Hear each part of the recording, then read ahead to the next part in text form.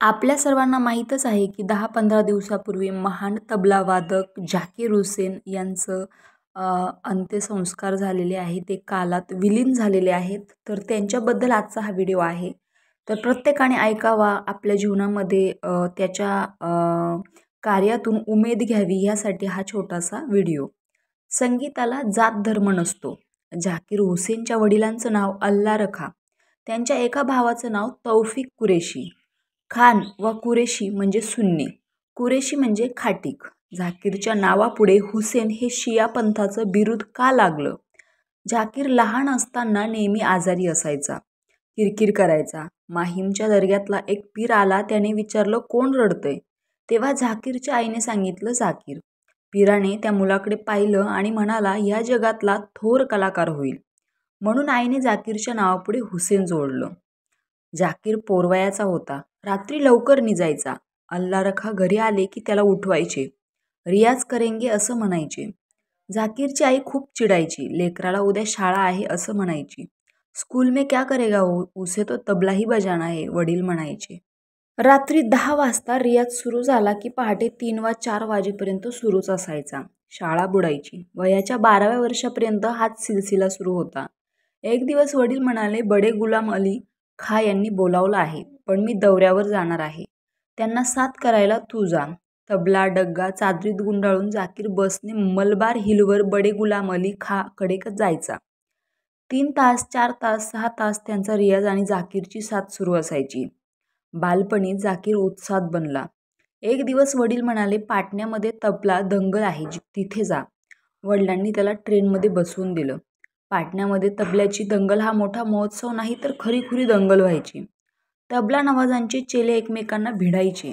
तबला वाजवून झाल्यावर पहिल्या ट्रेनने झाकीर मुंबईत परतला.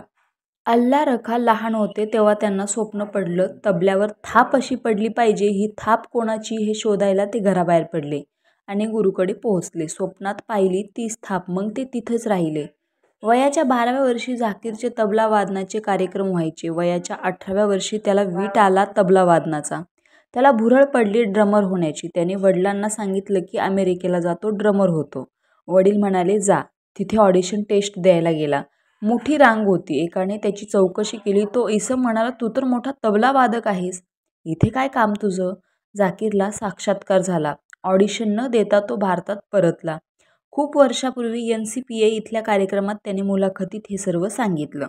आपल्या वडिलांबद्दल आणि अर्थातच तबल्याबद्दल तो बोलला. तबल्याकडे पाहताना त्याचे डोळे भरून आले. तो म्हणाला मी आणि तबला एकच आहोत, आमच्यात द्वैतभाव नाही. पुढे तौफिक कुरेशी त्याचा भाऊ भेटला. झऱ्याचा नाद, वारा, घोड्याची चाल याचे नाद त्याने तबल्यातून काढून दाखवले.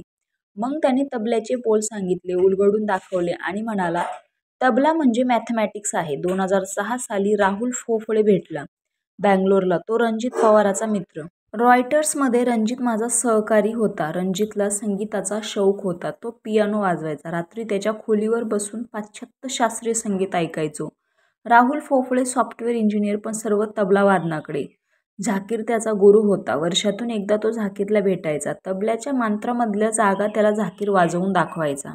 याची प्रॅक्टिस कर असं सांगायचा. ही प्रॅक्टिस वर्षभर करायला लागेल हे झाकीरला माहीत असायचं. एका वर्षानंतर राहुल भेटला की झाकीर त्याला तेच बोल वाजवायला सांगायचा. ते जमले असतील तर पुढचे बोल द्यायचा. असे झाकीरचे अनेक शिष्य होते. प्रत्येकाला कोणते बोल दिले हे झाकीरच्या लक्षात असायचं. कामानिमित्त बँगलोरमध्ये मी आठवडा व 15 आठवडा राहायचो. रात्री तालासुरांच्या होत्या. पाश्चात्य संगीत आणि तबला. मध्यरात्री राहुल म्हणायचा कॉफी प्यायला जाऊया. कॅफे कॉफी डेमध्ये, म्हणजे म्हैसूरच्या जवळ कुठेतरी. रणजित कार चालवायचा. आम्ही भंकस करत मागच्या शीटवर पहाटे पोचायचो बँगलोरमध्ये. सकाळी उठून ऑफिस. राहुलचा बॉस त्याला फितूर होता, त्यामुळे तो ऑफिसातही तबल्याचाच रियाज करायचा.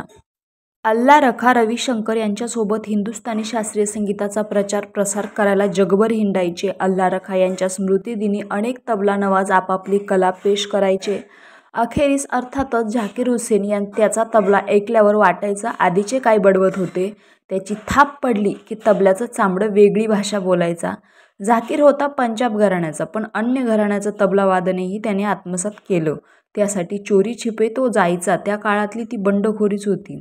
आज झाकीरच्या निधनाची बातमी आली. डोळ्यातून अश्रू ओघळले.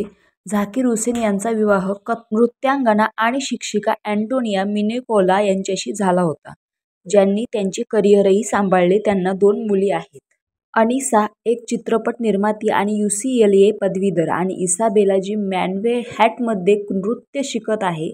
झाकीर हुसेन प्रख्यात तबलावादक, संगीतकार आणि संगीत निर्माता यांनी भारतीय शास्त्रीय संगीताला जागतिक स्तरावर आणले.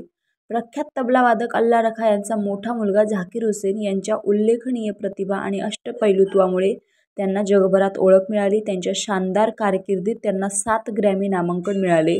2024मध्ये त्यांनी 3 सह-4 जिंकले. त्यांच्या जागतिक कीर्तीव्यतिरिक्त त्यांना 1990मध्ये संगीत नाटक अकादमी पुरस्कार आणि 2018मध्ये संगीत नाटक अकादमी फेलोशिप रत्न सदस्य सारख्या प्रतिष्ठित पुरस्कारांनी सन्मानित करण्यात आले. युनायटेड स्टेट्समध्ये त्यांना राष्ट्रीय वारसा फेलोशिप देण्यात आली. हा एक त्यांचा सर्वोच्च सन्मान आहे. पारंपरिक कलाकार म्हणून झालेला झाकीर हुसेन यांचे जीवन परंपरा आणि नाविन्यपूर्णतेचे परिपूर्ण मिश्रण होते. भारतीय संगीतातील त्यांचे योगदान, विविध शैलींमध्ये त्यांचे सहयोग आणि संस्कृतीला जोडण्याची त्यांची क्षमता यामुळे पुढील पिढ्यांना प्रेरणा देणारा वारसा आहे. रामकृष्ण हरी.